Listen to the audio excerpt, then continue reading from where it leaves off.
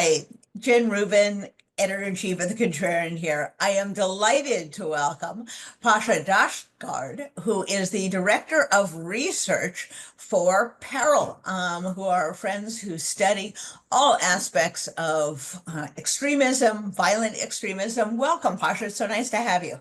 Thank you so much, Jen. This is a pleasure. Can't wait to unpack the manosphere. Your research has focused on an area that's got a lot of popular discussion that revolves around the so-called manosphere, toxic masculinity. First of all, how do you define the problem and differentiate it from just people's ordinary views, however biased they may be, however old-fashioned, as we say, they may be, from Mhm. what is really a problem societally, from a mental health standpoint, from a national security standpoint? Yeah, so it's a great question. So one of the things is, I'm an academic. This is what I wrote my dissertation on. This is what I've been doing a lot of research on before being the director of research at Peril. Now, as the director of research, I am paid to do all of this research. And so there are a couple of definitional aspects of this, right? So male supremacy is the ideology that is sort of like what you would believe if the patriarchy were real. So the patriarchy being sort of the gendered system of social relations that elevates some men to positions of power and authority and keeps women from positions of power and authority. And so when we're talking about like what is toxic masculinity, I define that as the policing, harassing, intimidation, and physical violence that is met against boys and men who step outside of the patriarchal social order. So if you're not doing what the ideal patriarchal man is supposed to do, then you're going to be punished in some way, whether that is being mocked, whether that is being ostracized from a social circle, or whether that's being beaten up, harassed, made fun of, threatened, or, having physical violence met upon you.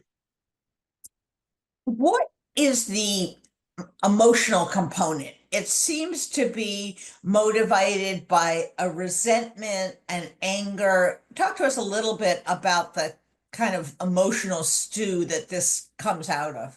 Yeah, so there's a lot of, I mean, this is one of the things that's really interesting to me about male supremacy is that it's a low bar of entry into this radicalizing ideology. And so for some men, I'm aggrieved in some way. I've been hurt by a woman. I've been, treated unfairly. And people who are invested in trying to promote male supremacist ideology or recruit people into their hate groups will use these kinds of grievances. So they'll find men who've been, divorced and gotten, have to pay a lot of alimony, or they lost custody of their child, or they've been rejected by, women for their high school and college careers, and they're feeling like, incredibly resentful of this. So there's like pre-factor vulnerabilities. There's stuff like lack of a strong social network. Trauma is a big pre-factor for this kind of thing. Loneliness. And then when you have these very normal experiences, being rejected, struggling with talking to the opposite sex, getting a date, dating the person that you've had a big crush on for years, when something like that happens, and then you're given this lens through which to interpret that experience, and that lens is incredibly toxic and like full of anger and hostility, and what you're being told is that this woman rejecting you is actually part of a broader conspiracy to keep men like you from being happy, keep men from like you from having families and children and promoting, this Western culture. So there's this sort of interaction where a person who has these kinds of vulnerabilities already comes into contact with this very toxic ideology, and they come out on the other side thinking like, oh, this wasn't just like this young woman got busy and she didn't want to go out on a date with me, or I'm not her type and she just didn't feel like, going on a second date. It's like, no, they're being told that this is part of a global conspiracy to destroy Western culture and that they are a victim of this broader sort of plan to undermine men and to destroy masculinity. And so it really plays into this conspiratorial thinking. When does it cross the line, and how does it cross the line between certain traditional gender views? Women should remain in the home, or women should not be entitled to an abortion. When does that cross from that into a syndrome of toxic, dangerous masculinity? What's the dividing line, and how do you go from one to the other? That's a really good question. So first thing I would say is I want to make there are some important ways in which this is not at all traditional. A lot of the preconceptions and sort of like preoccupations that the manosphere is entertaining have nothing to do with the sort of traditional leave it to beaver, head of the household, father, husband role. It's in fact, a lot of parts of the manosphere reject that completely. They say that marriage is a trap. Women are just trying to, trick you into paying for their bills or whatever, whatever, whatever. So there's some ways in which this stuff really does borrow from the sort of long history of patriarchal nonsense, but there are some ways in which this stuff is very new and very different and very like, that's sort of one of the things that was really interesting to me was like, how is the incel ideology very different from like sort of traditional masculinity? So having said that, what is the dividing line? I think you're asking a really complicated question. It's because it's like radicalization is a process and it's not a linear process. For a long time, the models that we use to sort of define and understand radicalization was like a staircase model where it was like, first this happens and then this happens and, you're sort of building your way up. What we've realized now is that radicalization is a really dynamic, fluid process. And it's not linear. It's not something that goes, progressively, slowly. Sometimes it goes from 0 to 60. Sometimes it's like these factors are sort of stacking on top of each other and then some sort of like inciting event happens. Having said all that, what is that dividing line? There are a couple of things that I think really distinguish, like, you have bad opinions from you're a male supremacist and you are fully like radicalized into this ideology. One thing I think, if you want to use, so I should have said before, Jen, my background as a mental health counselor. So I was a therapist for many years. And so in therapy, this is a big question as well. It's like, what is the definition of abnormal psychology? What is the definition of abnormal behavior? And in that context, we talk a lot about, can you work and can you love, right? Those are the kind of like, how do I know that my uncle is, deeply mentally ill versus just like a little quirky? And it's like, can he hold a job? Can he have a partner? Can he like have a loving relationships? And can he like hold a work responsibility? It's kind of an old standard, to be real. But in our, Love and work. It's good for Freud. It's good for us, you know. Jen, I wasn't going to mention Freud. Good job. You nailed it.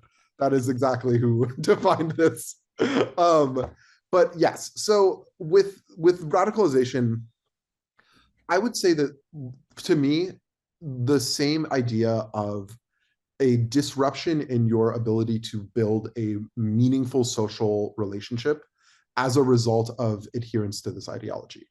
So you think about what it means to be a male supremacist, what it means to be a young man who really is deeply invested in this kind of ideology.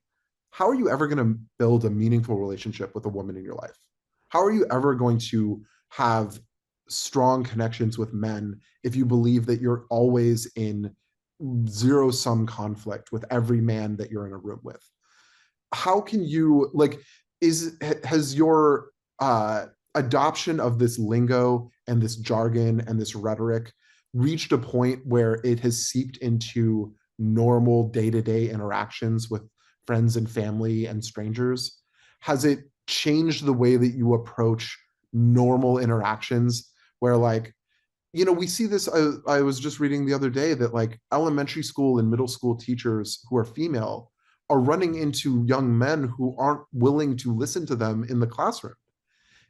That's a problem, right? Like if you hit a level where you're like, I don't even want to engage with female authority figures, we have problems, right? I spoke with with a family who had a son who was college age, and this guy was planning on dropping out of college to pursue a cam girl business because that's what he read about through Andrew Tate's website. Like that, where and so as a result, they found out about this because he had like fake passports that he was like developing in order to sort of get this business started. Like that is a telltale sign when you start engaging in illegal activity, when this ideology has disrupted your ability to make meaningful relationships. I think those are pretty significant. When you start calling for violence against your political or social enemies, in some cases this is women, in other cases it's men who are, have betrayed the man code, or blue pill men, or betas, or whatever the jargon is. um when you start calling for violence, when you start sort of, in my mind, you've adopted this worldview where it has like distorted how you understand yourself and others. That to me is where what real radicalization means. But I will say this is a gray area and not, Yep, there's no one answer. absolutely. The phenomenon that you're describing seems to be growing, and it's worked its way into the political jargon, into politics, and the rest. Is that because there are forces in society that are contributing the sense that they're under siege, that they're victims, that they are resentful? Is it because of the internet and the ability to spread these ideas? Why do we see more of it now than we did 10 or 20 years ago? Yeah, I think that there's a couple of things going on. One is that it's the communities are growing, and they are, because of social media and because of the nature of our sort of digital milieu, the networks are able to be more in contact with each other. You know, you think about pre-internet, how would these guys have even come into contact with each other? It would have been like one guy met another guy. Oh my gosh, you also believe all of these things? Now you can find people who believe anything.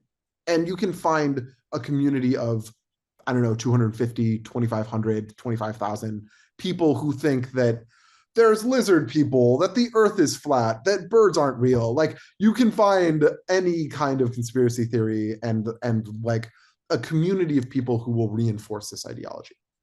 So part of it is this. It's that we have, the internet facilitates echo chambers and these kind of what I call soapbox communities.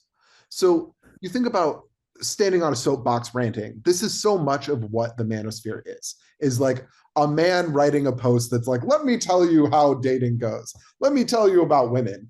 And it's like, this is very seductive for men, in particular, who feel disempowered, who feel marginalized, who feel ignored. This is a way that they can get that kind of validation. And so it is appealing to a group of, like a large group of men.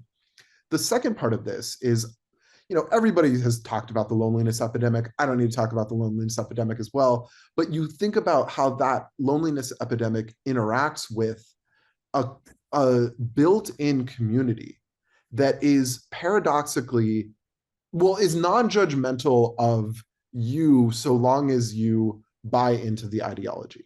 As soon as you buy into the ideology, you're part of us. And part of what is so seductive about these manosphere groups is that they're attracting men who feel rejected and marginalized from other parts of the society. And what is really happening, what is the sort of persuasive secret sauce here, is these men are struggling. These men are in pain. And what they're hearing from these male supremacist influencers, this is like Andrew Tate's sort of like, this is his game plan, is he starts all of his podcasts with men are suffering and I'm the only one talking about it, right? It's an invitation in. And so what often happens is that these guys come looking for community, they come looking for acceptance, they come looking for validation of their pain. Hey, I'm a virgin and it sucks. I hate it. I feel horrible about myself. I don't want to be told that it's going to be okay. I don't want to be told that it's not a big deal. Actually, what I want is to be part of a giant pity party where we all get together, we all talk about how awful it is to be incels, to be virgins, and then we get to also talk about whose fault it is. And doesn't that make us feel so good that we can all agree that it's women's fault, it's feminists' fault, it's the Jews' fault? Like, these are the enemies that are causing us all our pain. And so there's this the reason that we're seeing it grow in part is because they're pretty sophisticated in how they are appealing to young men. And then layered on top of all of that is the current administration amplifying all of that rhetoric, bringing it all up into the mainstream and legitimizing it and making it a part of the mainstream discourse in a way that it doesn't, it's not like it's additive, but it's validating. And when you bring, it's like shifting the Overton window on what is an acceptable kind of like narrative around why men are suffering. They've shifted it all the way over to including women having the audacity to have bodily autonomy and like choosing not to have sex with men that they don't like or are attracted to. Like, that's the level that we are able to now criticize women for. Yeah. The language is such a tell. When the president says wants to criticize a woman, he doesn't say her ideas are wrong. He says she's nasty, as if that is a violation of the domestic docile profile he's entitled to have. She's nasty. And I think that's such a tell in this mindset. So, as we always do, we want to know what can be done about this. That it's destructive for these individuals. They engage in antisocial behavior. You see it infecting a younger generation of people. What's the solution? What do you do? So yeah, so one thing is, oh, we have guides for this. We have resources. We do have tools. There, you're not alone in this fight. We at Peril probably get 2 emails a week from a parent, a principal, a teacher who's just beside themselves. They found a group chat that is horrifying. They found text messages. They were talking to their son or their daughter, and some talking point came up that was just, deeply offensive, and they don't know what to do. So I'm here to tell you, there are things that you can do. The Peril, in collaboration with the Southern Poverty Law Center, wrote a guide called Not Just a Joke, Preventing Sexuality and Gender-Based Bigotry. It's an awesome guide. It is for anybody who is a trusted adult in the life of a young person who is trying to figure out how to have this conversation. So, and there are other resources as well. There's a Western State Center has a guide on how parents and caregivers can talk to their children about conspiracy theories, which I also really like. Peril has the parent and caregiver guide, and then the whole of community guide. All of these things are offering both knowledge and strategies. So the knowledge part, you should have some idea of what websites, platforms, sites, forums, and apps are a problem. So if your kid is on, Parler or Gab, you might want to be asking some questions, right? I was going to say 4chan, but 4chan has been taken down. Hey. But then the other part of this is the skills. What do I actually do? What do I actually say? How do I approach this situation? So this is tricky. There's not one magic word or phrase that's going to unlock or solve all these problems. But what I tell people when they ask is this: First of all, this is not going to be the only conversation you're going to have. This isn't Plato's Republic. People don't just go, oh, Socrates, I didn't think about that before. No, you're going to have multiple conversations with them.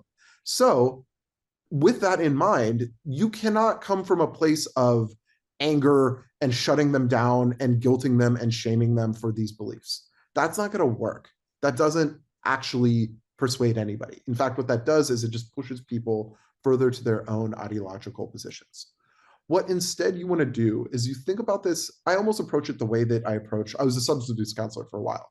And the way that substance abuse counselors approach drugs and alcohol, where it's like, it's not actually about the drug. It's about the pain that you're self-medicating using the drug or the alcohol, right? So what you should be asking this young man or woman in your life who is like falling down the rabbit hole is like, what appeals to you about this? What is interesting to you about this? What are you worried about that this is speaking to? So you love Andrew Tate because of how he talks about women. Are you worried about women? Are you worried about dating? What's your experience of dating and relationships? How are you feeling deeply insecure? Like, let's talk about that. We don't need to talk about the 80-20 rule. We don't need to talk about hypergamy. Like, it is annoying because these things are fake pseudoscience and they are building arguments based off of nonsense, based off of like things that are just objectively not true. But you're going to get bogged down in debating facts and going like, once you hit Google Scholar, the debate is over. Like, don't do it. Just you've all failed. Instead, it's really about hitting on the emotional level. So one of the things that Perel's been doing, we developed these videos, these attitudinal inoculation videos, where we give people a little dose of propaganda and we explain to them how this propaganda works. What is the mechanism by which they are trying to persuade you? And when you do that, what we find is that people, when they encounter new propaganda, are much less likely to endorse those ideas. So this is a thing where you're going to have a conversation about media literacy. You're going to have a conversation about digital literacy. You're going to have a conversation about who are influencers and what is their stake in any of this. You know, I remember having to have this conversation amongst my friends as a young man around like Ann Coulter and Rush Limbaugh and these people who are like it took a while for me to be like, oh, they don't care about what they're saying. They're just trying to make money. Like Andrew Tate, if he could make money being liberal, he would. It's like, this is profitable and people listen to him because he says horrifying things. And now he's got respect and now he's got clout and blah, blah, blah, blah, blah. But like trying to explain to the young person in your life that like Demystifying it and giving him a sense that they're being manipulated. Last question for you as we reach the end of our time. Can this be scaled up? In other words, even when you don't have a specific individual who is exhibiting these issues, can we, from a societal point of view, from a social mental health point of view, be doing things in schools and communities, in religious organizations that prevent or intercede at a very low level before they get super radicalized? absolutely. I mean, that's the Perel approach. That's the way that we see this is that rather than focusing on crisis management, you know, how do you disarm a mass shooter who entered your synagogue? How do you, you know, organize your school so that there's only one entry point in or out? It's like, if we're there, if that's where our focus is, then we're done. We have already lost the battle. Like, we need to be talking to parents about how they can build resilience in their children against this kind of ideology. So yes, absolutely. Prevention is scalable. Like tertiary responses, de-radicalization, that's not scalable. De-radicalization takes years of therapy. It's like the person has to really want to do it. The therapist has to be invested for years in this client's success. That's not how that works.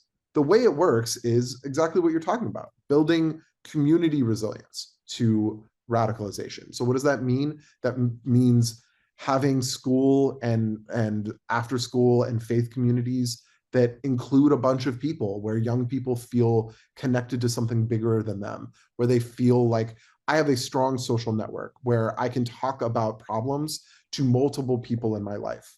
I have real, deep, meaningful relationships. I think about social media in is like to use like an SAT analogy. It's like social media is to community as junk food is to real food, where it's like you're consuming social media and you have almost the feeling of being in a community, of having friends, of being connected to other people, but it's not quite there. There's something a little artificial about it, and there's something that's not really nourishing about it.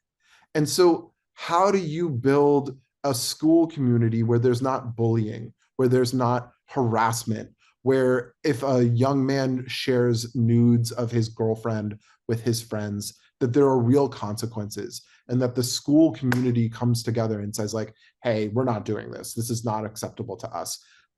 How do you promote bystander interventions where young men feel like, hey, I wasn't the one generating nudes of my classmates using an AI undressing app, but I was friends with a guy who was.